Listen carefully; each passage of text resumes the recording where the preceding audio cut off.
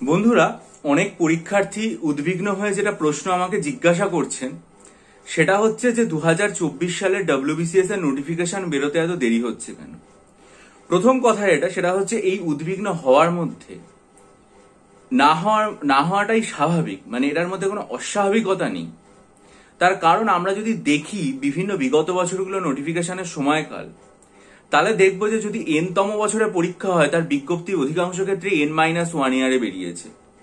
মানে 2000 সালের যে পরীক্ষা তার বিজ্ঞপ্তি 2020 সালের যে পরীক্ষা তার বিজ্ঞপ্তি 2019 সালে, 2018 সালে যে পরীক্ষা তার বিজ্ঞপ্তি 2017 সালে, বা 2016 সালে যে পরীক্ষা তার বিজ্ঞপ্তি 2015 সালে বেরিয়েছে।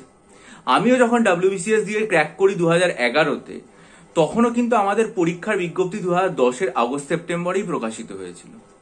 পরবর্তীকালে করোনার এই দুঃসময় পেরিয়ে আসার পর কিছুটা পরিবর্তিত হয়। যে বছর পরীক্ষা সেই বছরই বিজ্ঞপ্তি বেরোতে দেখা যায়। 2022 বা 23-এর ক্ষেত্রে 2022 বা 23-এর পরীক্ষারই যে বিজ্ঞপ্তি সেটা 22 বা 23-এর ফেব্রুয়ারির শেষ বা মার্চের শুরুর দিকে দেখা গেছে বেরোতে। কিন্তু 24-এর ক্ষেত্রে যেটা দেখা গেল সেটা হচ্ছে মার্চ মাস অতিক্রান্ত হয়ে গেছে, এখনো পর্যন্ত 2024-এর বিজ্ঞপ্তি প্রকাশিত হয়নি ডব্লিউবিসিএস এর। ফলে পরীক্ষার্থীদের মধ্যে উদ্বিগ্নতা অনেকটাই বাড়ছে। এখন কেন এই বিজ্ঞপ্তি প্রকাশের দেরি সেটা সম্পর্কে আমার ব্যক্তিগতভাবে দুটো কারণ মনে হয়, দুটো না তিনটে কারণ মনে হয়।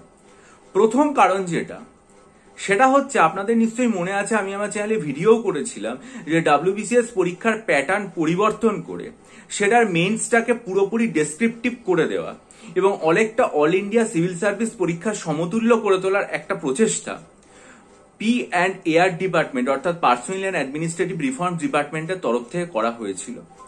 এবং সেটা যে করা হচ্ছে তার একটা গেজেট নোটিফিকেশন কলকাতা গেজেটেও প্রকাশিত হয়েছিল 2023 সালের মার্চ মাসে। ডেটটা প্রবাবলি 15ই মার্চ, আমার এক্সাক্ট মনে নেই। এবং সেখানে কিভাবে পরিবর্তন করা হবে সেগুলো সম্পর্কে একটা প্রাথমিক ধ্যান ধারণা তৈরি করা হয়েছিল, যদিও বিস্তারিত নোটিফিকেশন কিছু আসেনি।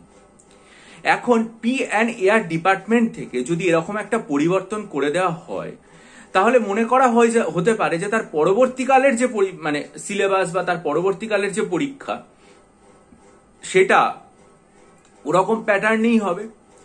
কিন্তু হয়তো ভবিষ্যতে যেটা দেখা গেছে যে সিলেবাসের এরকম একটা হিউজ পরিবর্তন সেটা করার জন্য যে সময়কালটা পাওয়া দরকার সেটা সম্ভবত পাওয়া যায়নি, ফলে সিলেবাস এখনো পর্যন্ত তৈরি হয়নি। ফলে এই সম্ভাবনা আছে এবং সেটাই মানে প্রভূত, যেটা আমি আমার আগের ভিডিওতেও বলেছি যে 2024-এর ডব্লিউবিসিএস পরীক্ষাও আগের প্যাটার্নেই হবে, অর্থাৎ সেটার প্রিলিমস তো অবশ্য মেইনসই আর কি মানে এমসিকিউ প্যাটার্নে হবে, অর্থাৎ মেইনসেও কিন্তু প্রিভিয়াস প্যাটার্নই অনুসরণ করবে।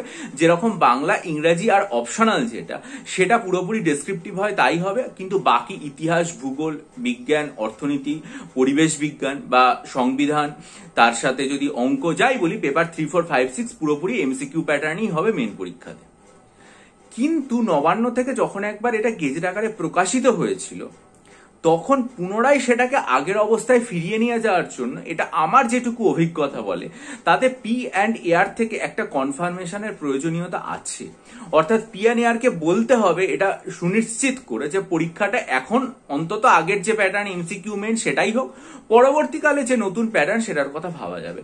আমার যেটা ধারণা সেটা হচ্ছে ভোট এসে যাওয়ার ফলে সেই এখনো পর্যন্ত যে নোটিফিকেশন বা সেই এখনো পর্যন্ত যে কনফার্মেশনটা সেটা এসে পৌঁছায়নি, ফলস্বরূপ বিজ্ঞপ্তি প্রকাশ করতে দেরি হচ্ছে। এটা 1 নম্বর।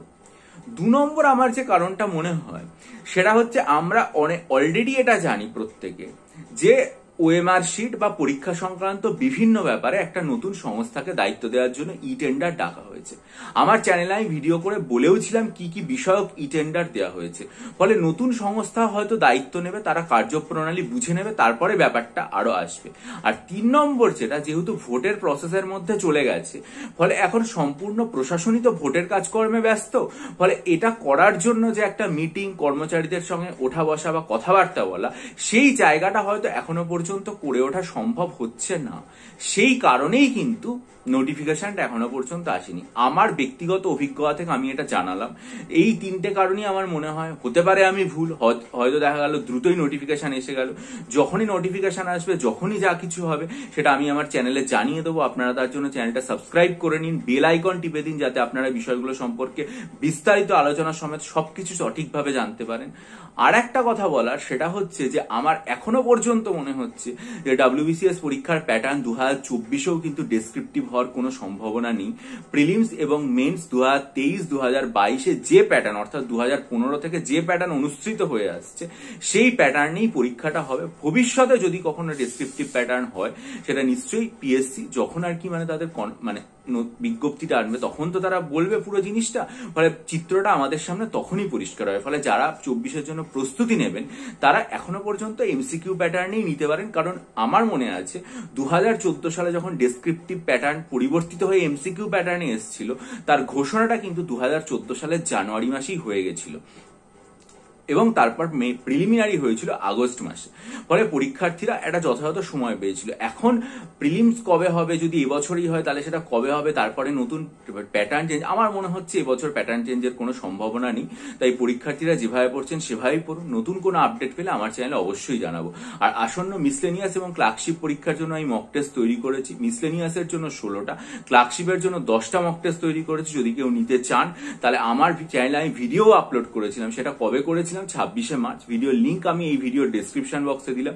ভিডিওটা খুব মনোযোগ দিয়ে দেখে যদি আগ্রহী হন তাহলে অবশ্যই আমার সাথে ইমেলের মাধ্যমে যোগাযোগ করবেন। অনেক পরীক্ষার্থী নিয়েছেন, তারা উপকৃতও হয়েছে। আশা করি আপনারা নিলেও উপকৃত হন। ভিডিওটা মনোযোগ দিয়ে দেখে ইমেল দেওয়া রইল, সেটার মাধ্যমে যোগাযোগ করবেন। ভালো থাকবেন, বিজয়ী হবেন, সফল হবেন। চ্যানেলটা সাবস্ক্রাইব করবেন, ভিডিওটা লাইক করে দেবেন।